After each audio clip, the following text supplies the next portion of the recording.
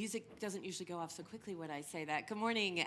It is an early one on the very last day of Davos, of the World Economic Forum's annual meeting 2024. The weather has picked up. It was a very snowy, enjoyable walk, but I know for some of you it was harder to get here. Thank you very much. My name is Gail Whiteman. I'm a professor of sustainability at the University of Exeter Business School.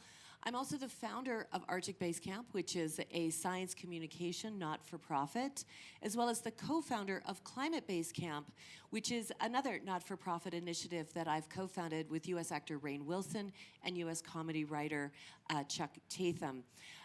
The reason why I'm introducing all of those things is that Arctic Basecamp speaks science to power, and you're going to see a fair amount of that this morning, but also a little bit from Climate Basecamp, which we speak science to culture. So it's great pleasure on my part to welcome you this morning. We are live streaming it, so the audience is larger than what is in the room, although happy to see so many of you got up to come in on a Friday morning at Davos, when I do know that that's usually the late night session. First of all, I think for any conversation about agricultural risk, I think we need to start with the science, both in terms of the natural science and, of course, moving into the people side of things and the business side. We're going to have a keynote from Professor Julianne Struve. Julianne is the world's leading expert on Arctic sea ice. She's also a polar scientist more broadly, and a professor at the University College London. She has the C-150 chair at the University of Manitoba and is the Chief Science Officer at Arctic Basecamp. So great pleasure to have you again here with us in the SDG Tent. Julianne, please come on up.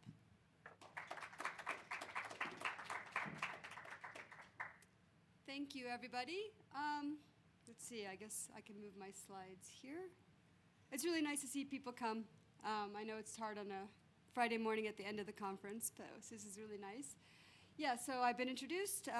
My name is Julianne Struve, and I've been going to the Arctic, well, for at least 30 years now, so it's quite a long time. I started doing my PhD focused on Greenland, and to me, going to these places was just such an amazing gift to have in my life. I found them to be the most beautiful places I've ever seen, and places that I really wanted to preserve. And I do remember the first time I walked up to a glacier in Greenland, and I was just marveling at the beauty of it. And then I look down on the ground and I still see cigarette butts or broken glass, and I'm like, oh yeah, humanity is still here, even in these really far remote places. But because we're here with Arctic Basecamp, what I'm going to talk about a little bit is just how the Arctic is changing, and we already know this, but I'm just going to do an update for both poles, actually, to kind of set the stage for the next part of the session. But I like these animations because this just gives you a sense. These are 2 years of just looking at the ebb and flow of sea ice in the Arctic and the Antarctic. And you can see, of course, it grows in the wintertime, shrinks in the summertime. And you see this out of phase, of course, relationship between both poles because the winters are out of phase. And so we've been seeing, this happens all the time. You have this large seasonal cycle, and it's one of the largest seasonal cycles on the planet is the growth and contraction of the sea ice. But of course, what's gained a lot of attention in the media and what we know has been happening is that, especially in the Arctic, for example, the Arctic sea ice has been shrinking quite a bit, especially in summer, and it's been declining at about 40 to 50% since the late 1970s. In the Antarctic, things have been quite different. And the Antarctic's a very different environment because what you have is you have a continent sitting at the pole surrounded by ocean. And in fact, there's no land between about 65 and 50 degrees south latitude. And so you have these really strong circumpolar winds that circle the continent. And this sort of buffers the Antarctic from climate change, especially what's going on in the northern hemisphere. But this year was quite interesting. So in 2023, we saw a large drop in the sea ice cover in the Antarctic. And in fact, throughout most of 2023, we had record lows. And sometimes the departure from average was about 7 standard deviations. This is larger than anything we've seen actually in the Arctic. So it's been quite interesting. We're really curious about what's happening in the Antarctic now because it had been a bit slower to respond to climate change, but things might be shifting. And in particular, it was warm ocean temperatures that drove this really large reduction this year. And that's significant because I don't know if you realize the Southern Ocean absorbs 3/4 of all the heat that we're putting in the atmosphere from greenhouse gases, and it absorbs 1/4 of all the CO2. So the oceans have been warming, and if this warm water is now starting to reach under the side of the ice, it's going to create maybe a big climate shift in the Antarctic. What we've also been doing, of course, with satellites, we can also track, for example, how much of the Greenland and the Antarctic ice sheets are also losing mass, which of course is relevant to everybody here because the loss of land mass then contributes to our global sea level rise. And so for a long time, Greenland had been our key player. We know that it's been losing a lot of mass, contributing about 3 centimeters right now to global sea level rise. Antarctica had been a bit slower to respond, but the region in the Antarctic that is the one to watch is the West Antarctic ice shelf. This is the region that Antarctica that's becoming unstable. And in particular, the Thwaites Glacier, we know that that one is going to collapse, and that has about 65 centimeters of sea level behind it. The timescale as to when this will all flow into the ocean, we are unsure of, but we know that this is destabilized now. So these are some of the changes that we're looking into the future. And when I think about humanity, I mean, sea level rise, when you have millions of people living within 30 kilometers of a coastline, this affects a lot of people around the planet. So we know that there's a lot of climate tipping points that have been identified in the climate system. And this is just a map showing you where all these different climate tipping points are located. And there's 16 of these tipping points, but 9 of the 16 are actually located in the polar regions. So whether it's the loss of the sea ice, whether it's the destabilization of permafrost, dying back of the boreal forests, the Greenland ice sheet melting, the West Antarctic ice sheet collapsing, these are some of our key tipping points in our climate system in the polar regions. And 5 of the 6 that we think will tip before we hit 2 degrees are in the polar regions. And this is concerning. I mean, we know from our work that we've been looking at, we probably anticipate that the Arctic Ocean will become ice-free in summers sometime before 2050. This is what climate models show. This is what observations are suggesting. But, you know, even when we talk about these tipping points, there's a lot of uncertainty because we're giving a false sense of confidence, in my opinion, saying, okay, well, we hit this 1.5 degree target, we can avoid these tipping points, or if we stay under 2, maybe we can still avoid some of these. But the uncertainties are overlapping those temperature thresholds, and so I really don't think we can trust that so much. And I think we might need to be starting to talk more about, well, what is our real world anyways, because the warming that we're committed to is way over 2 degrees at this point. So what I am excited about within Arctic Basecamp is that, you know, to get people to care, these polar regions are so far away from where most of us live. And so it's hard for us sometimes to appreciate the dramatic changes that are happening. We were on a panel yesterday, and when you hear from somebody who lives in the Arctic and has to experience these changes all the time, for them it's quite dramatic. But for us, we're still far removed. But of course, by losing the ice in the ocean, by losing the land ice, it does affect all of us here because it affects us through sea level rise, it affects us through warming up the Arctic faster by removing that reflective snow and ice cover, which impacts all of our weather systems and our ocean circulation patterns. And so what we're trying to do with Arctic Basecamp is really try to provide tools so that the general public can understand, you know, how does all of these changes that we're seeing in the polar system impact the rest of our lives.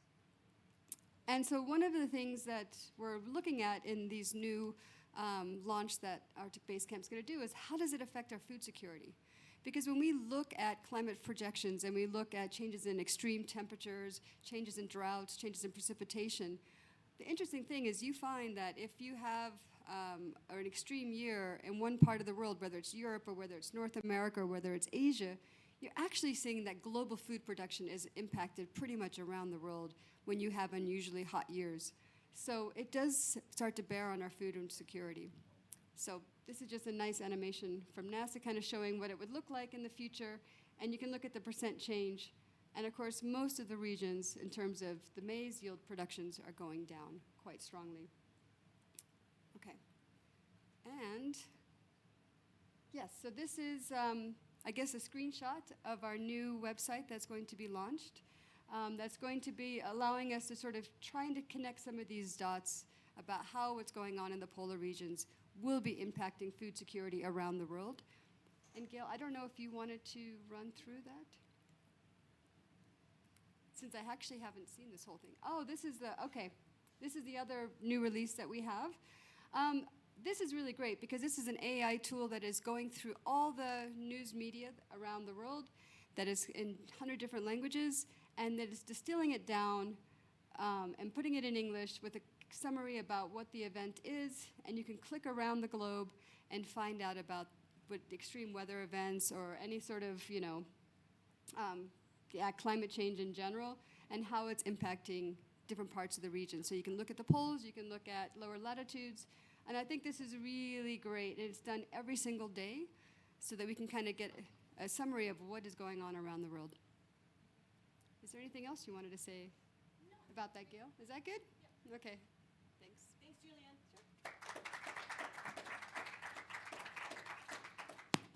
Thanks very much, Julianne. You know, I'm always my anxiety level goes up always after I hear you speak because the observational data and the forecasting is just obviously not good. What happens in the polar regions doesn't stay there, and it is already affecting the way we live our lives and run our businesses.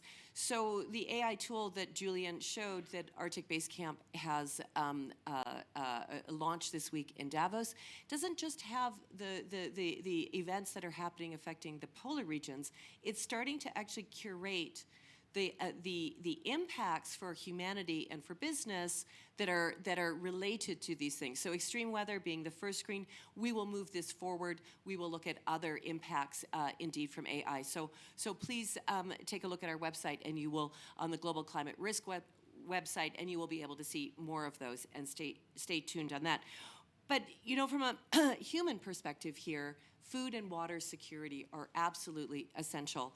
And I think that's something that the business community has been working on for a long time.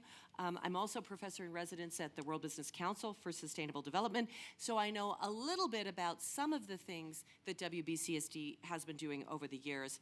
But I think what's a much better idea is to invite Emmeline Fellis, the Director of Food and Agriculture Food Reform for Sustainability and Health, the FRESH project, which I know it as. Emmeline, come up and tell us what food and water security risks are happening for business and how business is responding to that.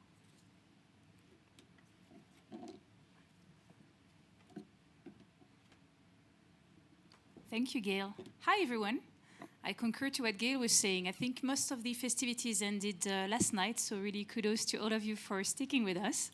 And I hope that will be worth it, and hi to everyone online.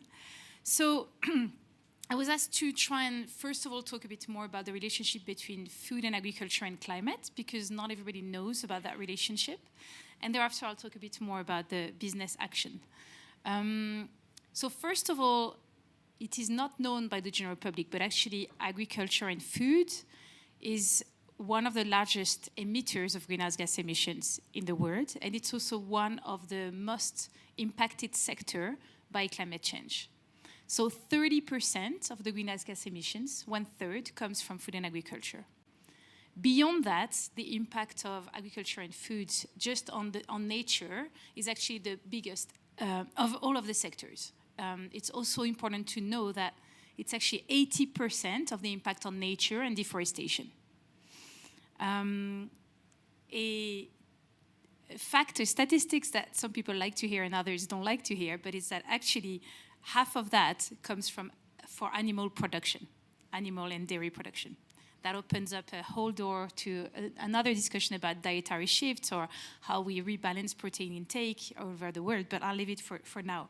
What is also really important to know, whenever we talk about climate and trying to fight climate change, as you've just mentioned, and some of the work you've done now to try and bring culture to connect it, is that it's a very distant concept for a lot of people. And we believe in the WBCSD that we're only going to get to achieve changes on climate and also on nature if we really connect it to people. We need to put it back in the face of what does it mean for farmers, what does it mean for people every day. And I just want to say that 70% of the food that is produced in the world comes from smallholder farmers. And smallholder farmers, mostly in the west, in the south, don't have a voice, and they are the hardest impacted by climate change. So you saw, I really liked some of the graphs that you showed, and indeed, corn production is expected to actually drop by 25% by the end of the century. This is staple crop. This is what some people are eating every day, every meal, when they can eat it, by the way. And I just need to remind that even though we produce a lot of food and we waste a third of it, there is 800 million people today that are hungry. And it's not going to get any better. So we have a system that is really quite broken. It causes climate change. It's impacted by climate change. We really need to change it. So the bad news is that we've known that for a very long time, but it was not on the radar of politicians. The good news is that finally, a few months ago, in December in Dubai, finally at COP28, it was put on the radar of politicians, and 159 countries signed what's called the Emirates Declaration, where they finally committed to integrate food and agriculture in their climate plans for 2025. So that's a huge step. A lot of people are disappointed. They wish it had gone, further with more commitments, etc. But it's already a big step compared to where we were. So now, what can the business do? First of all, whenever we look at a sector transformation in the BBCSD, we often say that the levers are the following. They're about innovation, they're about sharing practices, best practice, and they're about adjusting the policy and financial frameworks. And so what we're trying to do, which is not sufficient, but which is better than not doing anything, is really to try and help the companies set up targets, especially on climate, but also on other things such as equity, set up targets, demonstrate progress, and then also help them exchange with each other to find solutions to this really huge challenge. One of the examples I would give is the regenerative agriculture concept. So moving from intensive agriculture, which basically takes from nature and has a lot of external negative impact, trying to move towards what we call regenerative agriculture, which means really cultivating with nature and restoring nature. And so we have launched at COP28, in fact, an initiative with the COP28 presidency and BCG and the climate champions that aims to map all of the efforts that are going towards regenerative agriculture in order to try and attract more finance. Today, only between 3 and 4% of the total climate finance goes to agriculture, which is the biggest emitter of greenhouse gas emissions. So really, we need to change that. We need to attract finance, and we need to really find the ways to support the farmers and the companies and the people in their switch towards a different model.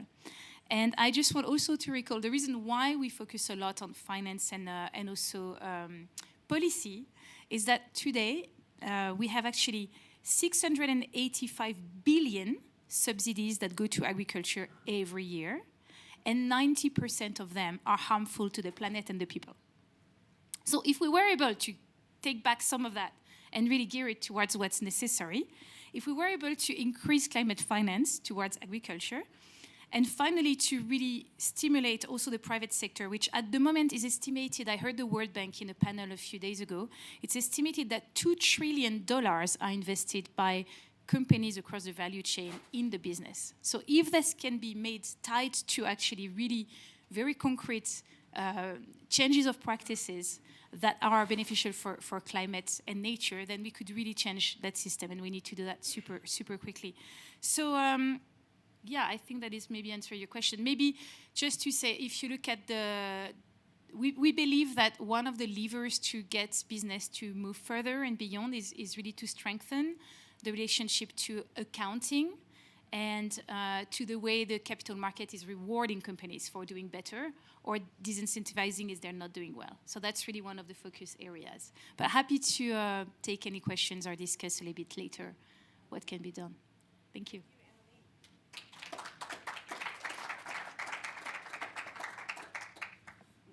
Thank you, Emmeline. It's always sobering also to hear about the way the agricultural system is set up internationally, but get some highlights, I think, on some of the shifts that are moving forward, which you have certainly been instrumental at moving forward. So that does give me hope, too. Before we get into a panel discussion on solutions, I'd like to invite up the early career. Maybe it's the snow, I don't know. I'd like to invite up the early career researchers that Arctic Basecamp has brought to Davos.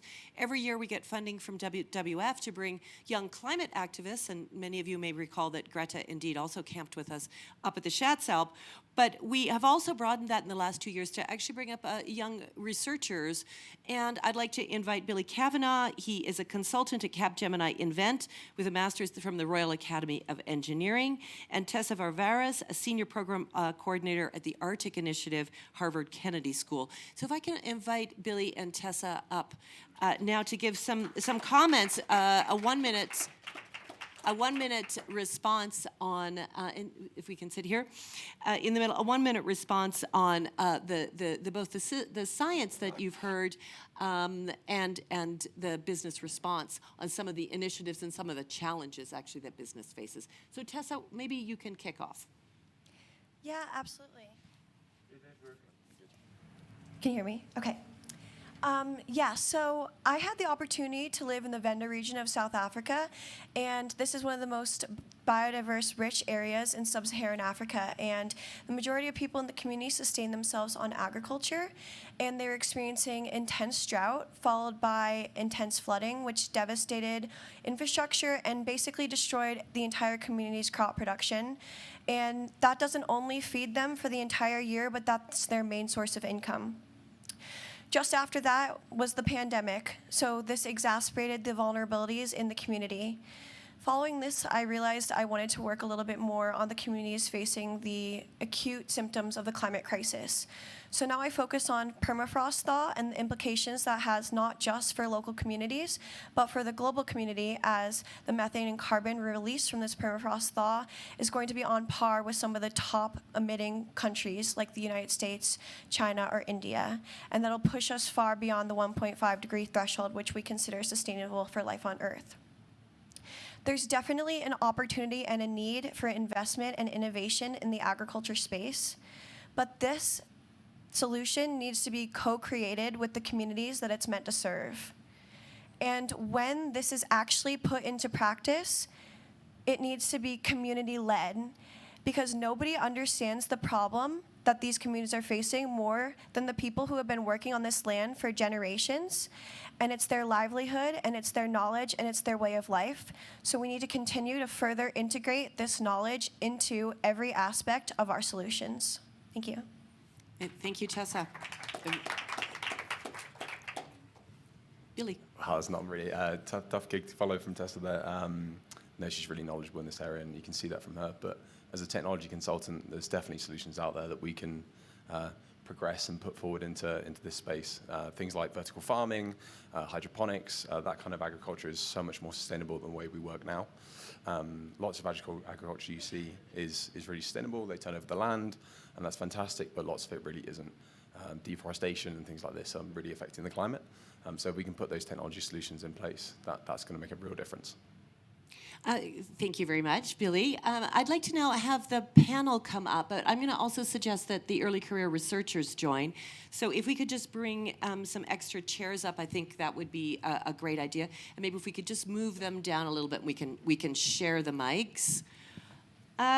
So I'm going to invite Julianne back, Emmeline, and I'm also going to invite up Professor Stuart Brocklehurst, Deputy Vice Chancellor for Business Engagement and Innovation, University of Exeter, and also David Saddington, who's the Deputy Head of International Forest Unit and Head of Sustainable Supply Chains. I'm going to kick off by first asking Stuart and David to respond. Both of you have, first of all, Stuart has a lot of experience from the business innovation side on sustainability, and David, of course, you have a ton of experience in that, but also in policy and also specifically on food systems. So Stuart, maybe we can start with you and just kick us off on maybe the challenges and opportunities in terms of solutions. So thanks, Gail, and thank you everyone for coming here today. I think there's a real balance to be struck when we look at solutions. I'm a lay member of a committee of the British Parliament addressing agricultural issues. And we shared some of our research that we've done recently on the reduction of the ability to grow crops across Africa and what that means for potential mass starvation, huge levels of human migration ahead unless we really act swiftly to limit the extent of climate change. And one of the politicians responded, "Oh no, it's fine. I went to see this company and they've developed seeds which are going to be more resilient." And of course, it's really important that we find ways to adapt to levels of climate change which are going to happen. But I also get quite concerned when people think, oh, it's going to be fine. Yeah, business will come up with innovative ideas. It doesn't matter what happens to the climate, because we know that we must limit the degrees of climate change to have any chance that the adaptation we make will be sufficient. It is striking, much as Emmeline was saying, that so much of the focus on innovation and business investment has been around renewable energy, electric vehicles, battery storage, rather than around agriculture. And I think that's partly a factor of how those industries work. And we need to find ways to drive this further, but also very much, as Tessa was saying, working with the farmers. I used to live in West Africa, and there's a lot of subsistence farming to produce chocolate, cocoa, I should say. That's part of the problem. It's not producing chocolate, it's producing cocoa. So they're subject to the vagaries of world markets. Whether it is closer to where I live in southwest England, hill farmers who scratch a living far below the minimum wage. And I'm very conscious that coming from a shining city on the hill outside Exeter in a university where our students will leave and go straight into jobs paying many times more than that 65-year-old hill farmer has ever learnt in his life, we need a degree of humility in how we engage as well. Thank you, Stuart. Many things that we can pick up on as the panel progresses. David, if I could ask you to give some opening remarks, and then I've got some questions I'm going to bring the rest of the group in. Brilliant. Thanks so much, Gail. And I think, first of all, I think just to go back to that statistic, because I think it is so important for everyone to leave this meeting with that in mind. 1/3 of global emissions come from our food system, and we are behind on that. When we hosted COP26 in Glasgow, we were keen to have that same parity with the transition from coal to clean in vehicles, in energy, in agriculture. We need to have the same transition from a food system which is extractive and is destroying the planet to one which is regenerative, bringing back forests, bringing back the nutrients into the soil, the biodiversity, the carbon benefits as well. But turning to solutions, because I am hopeful in this area, and it was actually, I think, Gail, when you were talking around the world around speaking science to culture, one of the reasons why I'm optimistic is because food is just so personal to us all, and we've heard that it is a sector which is one of the largest contributors to climate change, but it is also one of the sectors which is most affected.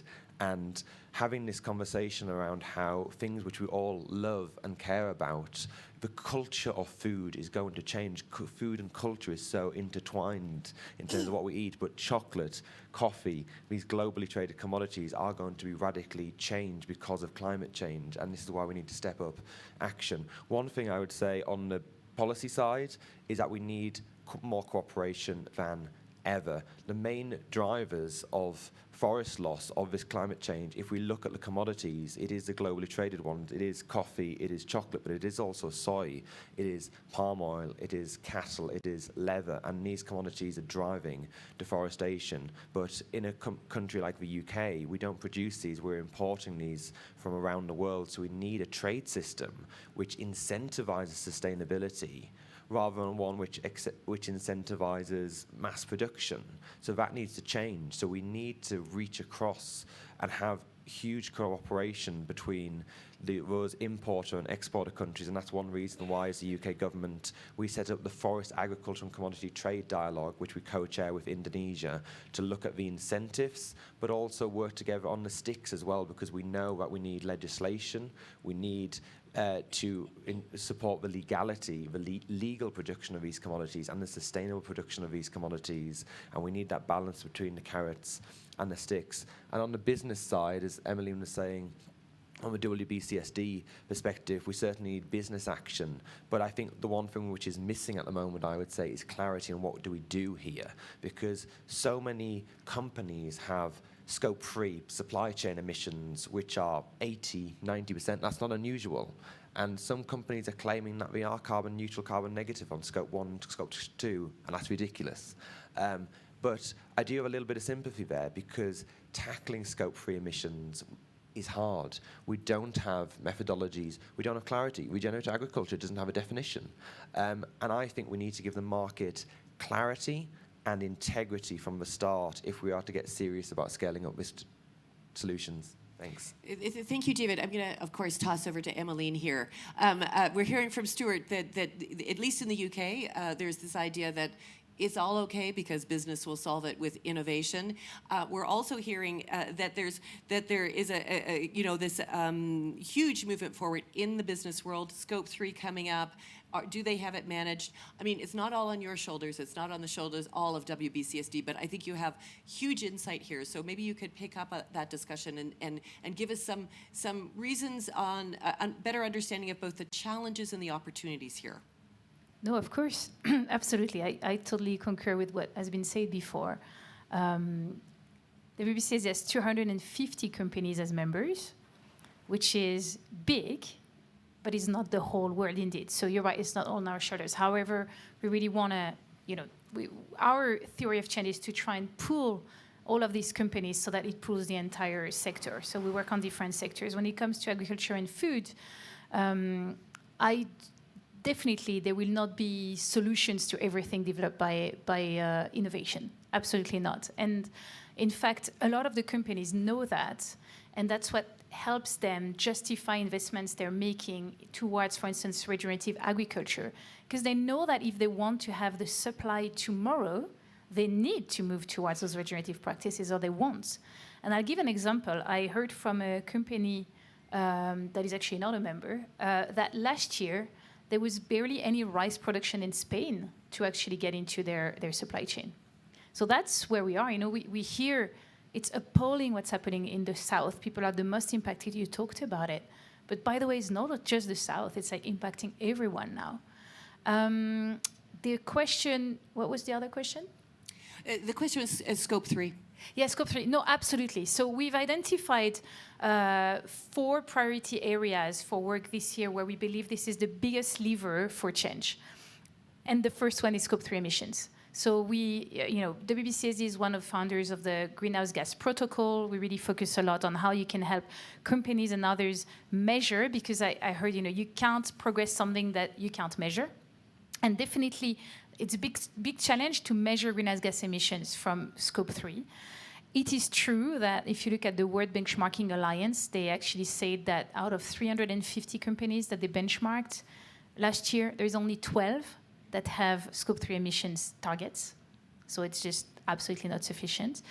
But indeed, a company will be able to put targets together once they feel they are able to really do it. So that's why we put a lot of focus on helping them measure scope 3 emissions. There is a big piece of work here. And then the other priority areas for us are also what we call high impact landscapes. So really focusing, to your point, absolutely on, we really need to go to the specific context level and work with the different stakeholders, farmers, indigenous people, but also NGOs that have been there forever, to try and see how we can try and strengthen and scale up existing efforts on the ground.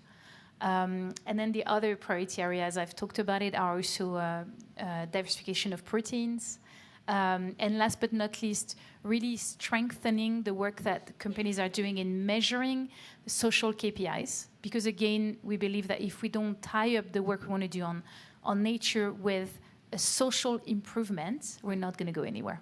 Fantastic. I will come back to the social dimension in a second. I want to move back to Julianne. So Julianne and Tessa talked about science of the poles and some of the risks. Now, the audience might think, why do we have the scientists on a panel on solutions? But that's exactly the point I want to ask Julianne on. Why do you think science should be in discussions with those that have solutions? And do you think that the scientists are there often enough? Well, yeah, I mean, so the scientists, of course, I mean, you need to make scientifically informed decisions. So we need to understand how the whole climate system works and how everything is interlinked and how when you change one part of the climate system, the rest of the system will respond. I actually want to advocate for something a little bit different in that, you know, we're thinking about the global south, and I was just in Africa for a conference in October. It was in Rwanda. And it was the first time I was actually at a science conference where most of the presentations were actually given by people from the global south, which was really great to see because they normally cannot travel to the northern hemisphere where a lot of our science conferences take place. So it was the first time to actually engage scientists from the global south and then hearing about the things that they're dealing with and what they're affected with. And one of the key things that emerged in my mind from that conference was also their lack of resources, their lack of access to data, their lack of access to climate model data, and being able to download these kinds of data, their computer systems, like they don't actually have a lot of the tools that people in the Northern Hemisphere have to do analysis of their region. So climate analysis in this global south is really hampered at the moment. And it's not just their ability to do research, but also they don't even have some of the infrastructure. So, for example, there was a really extreme flooding event in the Congo that wasn't picked up by any of the weather forecast systems, in part because there's no data that gets assimilated into these forecast systems in this region, which is how most of our forecast systems work. It takes any data that's available, assimilates it into a forward model, and then can do prediction. But they don't even have those kinds of weather station data. So it missed a really extreme event that, of course, would impact on the farming in the region. So I think there has to be more focus on infrastructure and providing even, you know, we talk about community-led, bottom-up approaches to solving these things. I mean, then we need to put some investment so that these people can also do the analysis. I think that's an amazing thing to cue. I know that Arctic Basecamp, we do a series of social media ads to places that are experiencing extreme events, extreme weather events particularly, and then explaining where those climate risks are coming from. And certainly we know, and that's why we have the AI tool to actually pick up some of these things. And we have had 1.4 million people from developing countries come onto the platform to try to better understand what is happening in their lives. And if we actually run the same type of ads in developed countries, we get a fraction of the numbers. So when there is this idea in climate communications that don't talk about the risks, talk only about the opportunities, actually in the people in the global south that are suffering from them, they want to talk about why these risks are happening. They first of all want to understand those measures. Tessa, I want to ask you to explain a little bit more about the permafrost side. So permafrost is the wild card. It is certainly in some of the models to some degree with AR6 and so on, but abrupt permafrost thaw is of great concern. Can you explain that a little bit, and also about the lack of measurement on the ground? There's satellite measurement, but on the ground sensors, because, and I'll come back to you, Emmeline, to say, how is business using science to actually forecast for the future? Yeah, so permafrost underlies about 15% of the ground in the northern hemisphere, and this is a problem for the communities living on the permafrost, not only because they're experiencing catastrophic land collapse, homes sinking into the ground, falling into the sea, and in many cases they actually need to entirely relocate their villages, but also the emissions, the carbon and methane that is coming out of that perennially frozen ground is being released into the atmosphere. And like Gail said, we don't have exact numbers for just how significant those emissions are going to be. The project that I work on is called Permafrost Pathways, and we're working with a lot of the communities in the northern regions of Canada, Alaska, other parts of the Arctic to increase the network of, they're called eddy covariance towers, to really get a handle on what those numbers are actually looking like. And what we're doing is, for example, in the northern territories of Canada, engaging these populations that have been living in these areas of thawing permafrost and utilizing the science and technology that they already have existing and building upon it. It's also important to note that the largest area of permafrost is in Russia. Right now, we're having a really difficult time getting any data from this part of the world, and it's going to be detrimental not just because this thaw is going to impact us all, but as permafrost thaws, it also releases toxins that can be a health hazard for the people living in these communities. So, as we continue to develop and invest in technology to better understand just what the number and the level of emissions are going to be, it's going to be increasingly important that we, like Julian said, use science to inform these decisions and connect science, policy, and people for the global climate and for Arctic justice. Thank you, Tessa. And just to put the context of, it's uncertain how much permafrost is there, particularly in subsea permafrost. It's certainly unclear how much is thawing, especially in places like Russia where the measurements are not being shared or just simply there's not enough coverage. But Sue Natali's work, who you also work with, of course, and is on the Arctic Basecamp science team, she has estimated that in permafrost around the north, it's 2 times the carbon that's already in the atmosphere. It's massive. And if abrupt thaw happens, it could eat up between 25 to 40% of the remaining carbon budget to stay within a 2-degree warmer world. And Julian's already told us how many of those climate tipping points will be triggered at that level. So it is a massive, massive wild card that is insufficiently in the planning process. Now, Emmeline, a more broad point is, of course, business is using science. How are they engaging with some of the more current science? You know, IPCC, there are lags there. So how do you develop science-based targets? Yeah, thank you. So first of all, totally agree that business uses science because what they do for a big part is to anticipate risks and understand how to adapt to risks, right? And so it's extremely important to understand what is going on and what is likely to happen in 2 years or in 5 years. So, you know, they use, and we have actually produced in the BBCSD some different scenario models to help them understand how the changes will affect crop production or cattle production, and what would that mean in terms of that adaptation. One of the big things is looking into diversification of supply places. One of the things that I also like to push is to look into diversification of the ingredients. We have moved way too much towards a few staple crops only. Actually, 5 staple crops produce 80% of the calories that we all eat in the world. Which are wheat and corn and soy and potatoes and and rice, of course. So this is also really important. Science-based targets is basically something that, so we're encouraging our members, but also the wider community through a number of networks to really have targets that are based on science, because that's the only thing you can thereafter ask them to hold them accountable against. But there is indeed quite a lot of uncertainty. And so that's why, you know, the progress of science is so important. And finally, I would like to say that something really important that has come up here in Davos, but you've mentioned as well, is that science is critical to know where you're going and how you're progressing and whether it's sufficient or not, and it's not. But again, that is not what drives people action in general. And so we really need to find ways to connect emotionally to people. And you talked about food and how this is important to people. It's a very difficult space, because if you look at energy in a way, first of all, energy production is concentrated in the hands of just a few companies.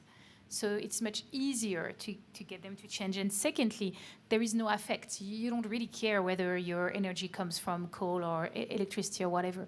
Food is so complex. And so it's about, again, coming back to the context and the local situation.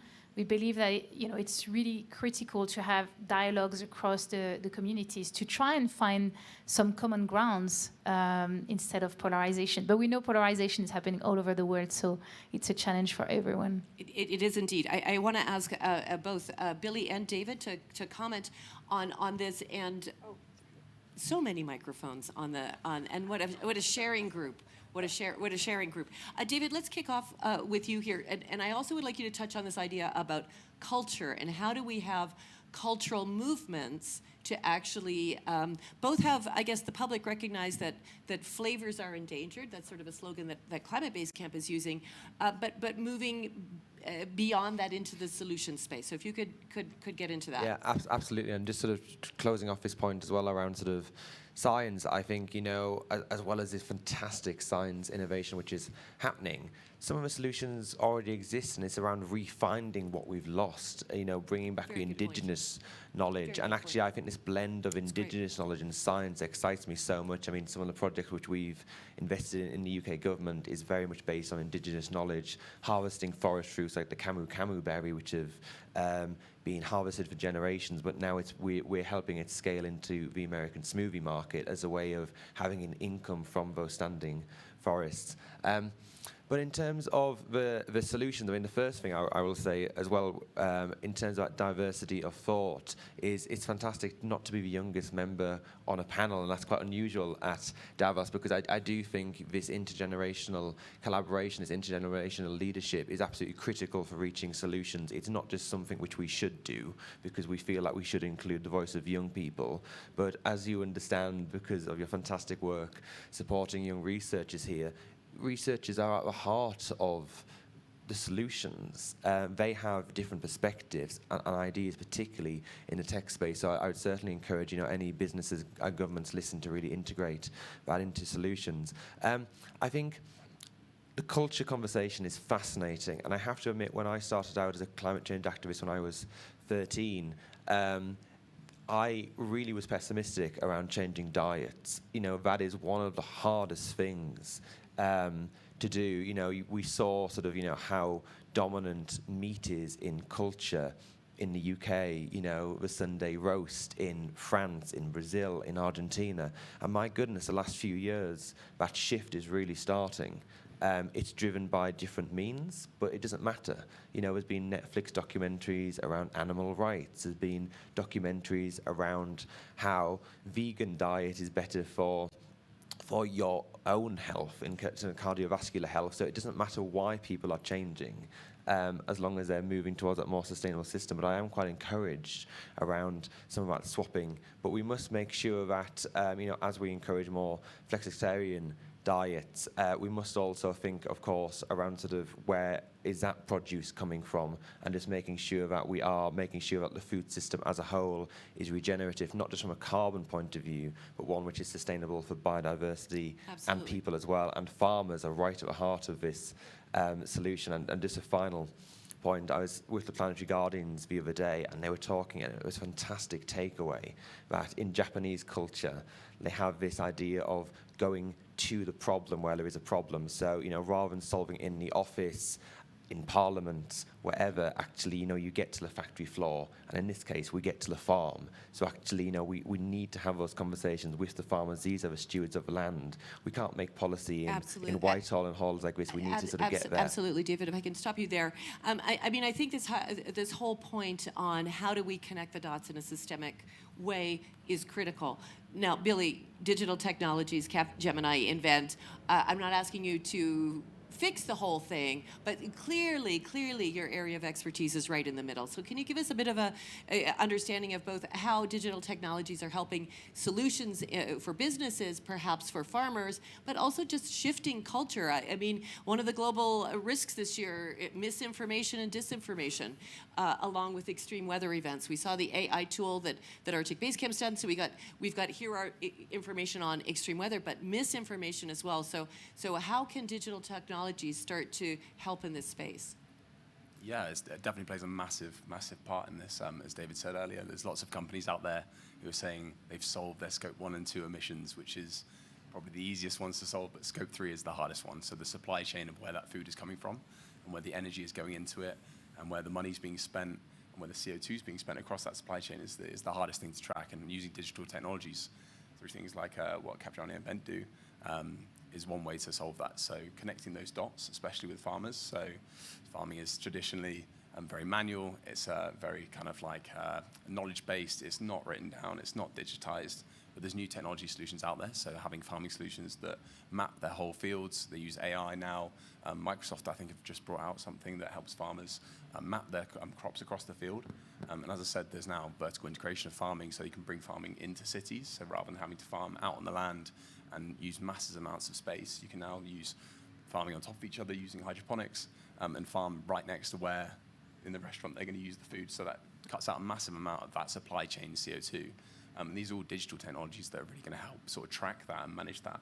So understanding where the actual CO2 is coming from, rather than that sort of fake news of saying, oh, we've solved climate change by putting some solar power on top of our plant. That's going to go away, hopefully, really, really quickly. Absolutely. And I think this whole AI generation, I mean, AI and deep fakes and moving that direction is part of the problem. But if we can start to explain, for example, where extreme weather events are actually related to climate change and bring that data back and to fill some of the gaps that Julianne mentioned, I think we can really move forward. I want to take 2 questions from the audience, please. This gentleman's got his hand up immediately. And this gentleman over here, and then I'm going to ask for a question from a female member of the audience. Do we have that would be fantastic. If you could just say your name and your question, so not a long commentary. We can do commentary after when we close the session, so a question, please. My name is Nigel Holloway, and I have a question about media priorities. I'm particularly interested in how you enhance the dialogue business to business and business to government. And what I've heard today, are really interesting and important points. But from a media perspective, we need to simplify. And so I wonder... So what's the question, sir? Yeah, I've so got the 7 question minutes is, left. asking the panel here, what is the top priority in terms of getting a message out to that level of our population? In other words, business to business and business to government. What do you think they need to know right now? Great, thanks very much. If you could just pass the microphone to this gentleman. Yeah, hi, I'm Martin Fisher. I work in sub-Saharan Africa with smallholder farmers, helping them to adapt to climate change in 17 countries. And of course, we know that they themselves emit a very small amount of CO2. Nonetheless, there's a big push around carbon offsets, and that the smallholders in sub-Saharan Africa should be the ones who provide those offsets and carbon credits. And I'd love to get your thoughts around that as a driving force. Is it a positive thing or a negative thing? From our end, we see donors and others telling us we only should work with smallholders who are doing organic farming, which makes no sense when these farmers already are working too hard, making too little. Great. Thanks very much. Question from a female member of the audience, and then we'll bring it back. Thanks. My name is Ivona Fruda. One question, how can we ensure that we make all of the needed changes faster as a global community? Great question. Okay, back to the panel. Just grab a mic and... Okay, I'll start with the first question. I totally agree that we need to simplify. All of us working on sustainability, I just heard that there was a tool that was released to help farmers measure regenerative agriculture, which it's still in a draft shape, but it has over 60 KPIs, and it's just way too complex. We've tried to do that in the BCSD by saying that there are 3 imperatives, which are climate, nature, and equity, so rather than talking about all of the rest. And I guess that's the bridge that needs to happen between science, that of course needs to be super detailed, and in fact the decision makers that barely understand even what agriculture is often. So we need to simplify for very different types of audiences. But beyond simplifying, it's finding the words that talk to people. So an example would be when we talked about regenerative agriculture, I was told by a number of stakeholders that sometimes if you go talk to farmers, let's say in the US, if you start talking about climate, you lose them. If now you talk about soil health, which is the core of what they care because it's the future of their farm, then they're in. So I think this is really something that we still need to really progress when we talk to different people, different audiences, how this really talks to them. And I agree that there is a huge piece of work to be done by the media, and probably we should all be able to help with that. Thank you, Emmeline. A quick response from someone on the panel. Carbon offsets, good or bad? We've got 5 minutes left, so I really want not all the questions answered by all the audience, or we'll be here till Christmas. Carbon offsets, yes, there is a role. However, we also need to invest within our supply chains in terms of scope 3 emissions. The challenge that we have here needs multiple solutions. However, we can't be blinking on carbon. We also need to value biodiversity. There's new markets coming out for that, as well as water and nutrients too. Thank you. And the question from the back from this lady about how are we going to ensure that we actually get there fast enough? Who would like to do the 1 or 2 response on that? I think maybe I could add to that and talk about that cultural change. So that's one of the big things we've been trying to do here at Davos with Climate Basecamp, with the sister organization to Arctic Basecamp, speak science to culture. So we've been giving out chocolate, trying to make that more apparent to people and make them understand that it will hit them no matter where you live. It's not just coastal areas or permafrost areas, or if you're a smallholder farmer, even if you live in a first world country and you live in a city and you live in a very relaxed lifestyle, but you love chocolate, that's soon going to be really, really hard to get. Here's the chocolate, Billy. You can show it to the group. So we branded this chocolate is endangered. So soon enough, it's going to become really hard to get those sort of staple foods that you love and cherish. So things like chocolate is going to be harder to grow due to climate change. That's one way we can try and make impactful change to everyone, make it really apparent to those people, and really sort of make it hit home. And it was really fun because the early career scientists and the youth have been walking along the promenade, giving away chocolate, interviewing people. But on top of that, the World Economic Forum had their gala dinner for the Center for Nature and Climate. I don't know if anybody was in the room, but there was chocolate at each of the tables. And we actually curated an endangered, threatened flavors menu for that dinner. And I have to say, when I introduced this and ended with the chocolate, it was pretty satisfying to see Nile Rodgers, Vice President Gore, Jane Goodall, and all the glitterati in this space pick up the chocolate and say, oh, chocolate's endangered. We gotta do something. So well done on that, Billy. We are going to be closing the panel now, and it's I'm going to ask a very it'll be a short response, but it's kind of a tough choice. Can each of the panelists give me one word that they would like to say about the future of agriculture in a climate and nature challenged world? So how are you feeling about that? Now, one word, Stuart. Hope. Hope. David. Incentives. Incentives. Oh, getting good. Julianne. Innovation. Innovation. Transformational. They're very good with this one word thing. I'm not sure what my word is. Tess. Collaboration. Collaboration. Emmeline, you're the anchor. Farmer-centric. Oh, well done. Brilliant panelists, thank you so much. Wonderful audience, those online. Thank you for dialing in, and let's hope that we can reduce agricultural risk and build food system resilience. Thank you. I was hesitating between collaboration and farmer-centric. I thought you would. What's that? Data. Visualization. Did we get a... Oh, okay. That's fantastic. Great. Oh, yeah. You know, actually, the NASA Animation Studio has a lot of amazing and